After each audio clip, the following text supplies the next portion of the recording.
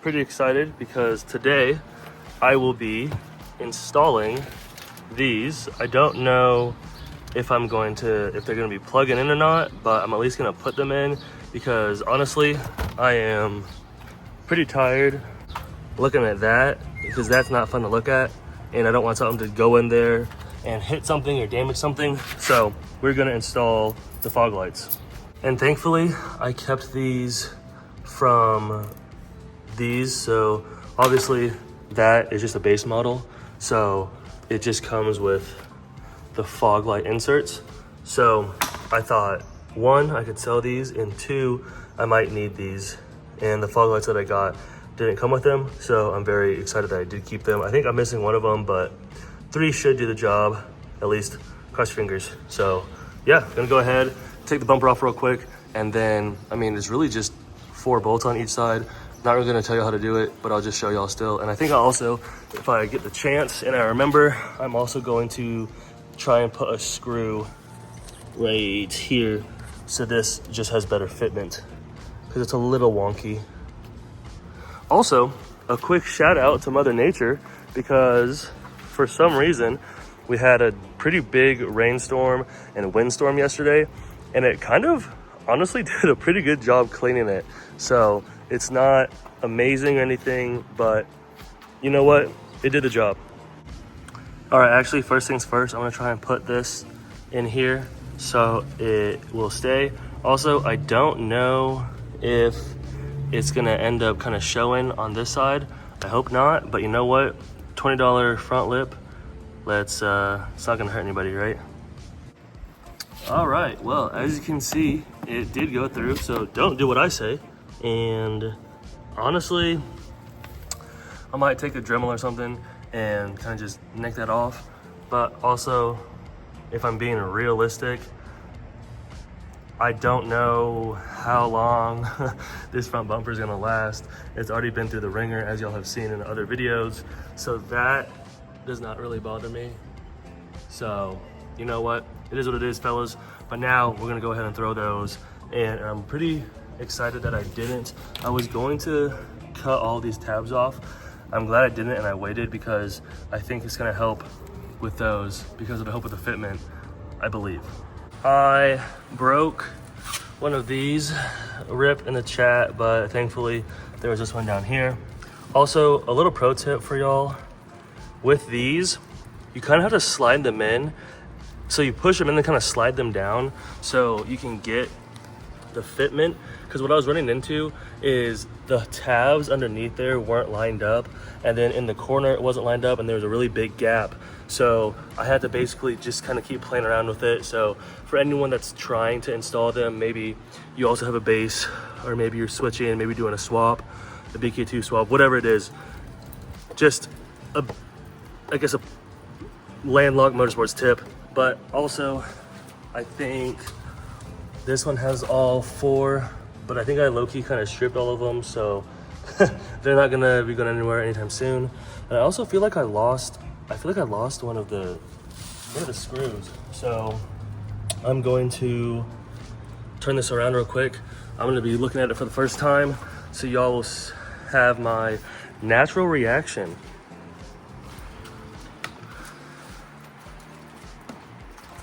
Oh, this thing's a lot heavier now. Okay, let's try and turn this puppy around without scratching anything. Go ahead and set that thing down nice and carefully. Then go ahead and hop over and check it out. Yes, sir. Yeah, that looks so much better. It honestly just, 1, it's super dope because it fills in the gaps, but 2, it just makes it look a lot more put together, complete, and higher end. Look at that. So again, I'm not gonna be, I didn't see any of the plugs or the wiring unless, y'all, I don't know what I'm looking at.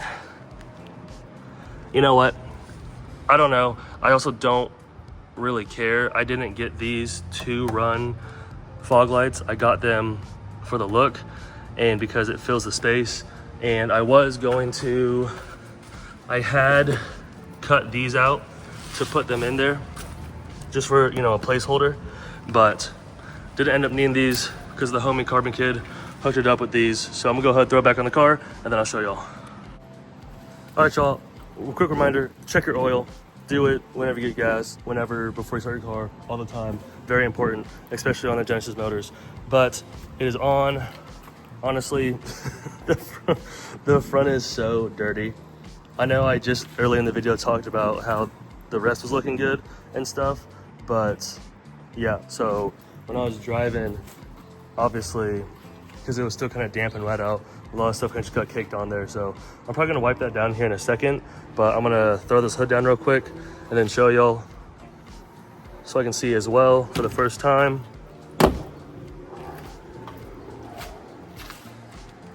Oh yeah, y'all, not only does that complete the look, besides, I mean, honestly, it makes the middle missing the mesh not look as rough in my opinion. And it also reminds me of Jennifer, my first ever Genesis. My first ever Genesis was a black 2013 R-Spec 2.0T. So this takes me back. This takes me back to that time. So this is really reminiscent. I've honestly gone back and forth a lot about doing a BK1 swap, but there's just something about the BK2 front end. Once you do a few things, front lip, fog lights, eyelids on the headlights, maybe a hood, mesh delete, OEM mesh delete. You know, if this was wrapped or paint matched or gloss black or even maybe a dark gray, I think it would look really good. It just kind of makes it look cheap because of the finish on it. And obviously my bumper's cooked and it's very messy and dirty. So I'm gonna go ahead and wipe this down real quick. It's probably not gonna even look that different, but I'll show y'all in 3, 2, 1. That was horrible. All right, 3, 2, 1. All right, just got done wiping it down. It still looks absolutely chopped, especially because I also wiped down the hood because I thought, why not? I was already doing that, might as well. But this front bumper is from a different car, so that's one reason. It also doesn't have the best fitment. Also, it's been wrecked. I mean, not wrecked, but I think it's been 3 times or 4 times that was broke on me. So there's that.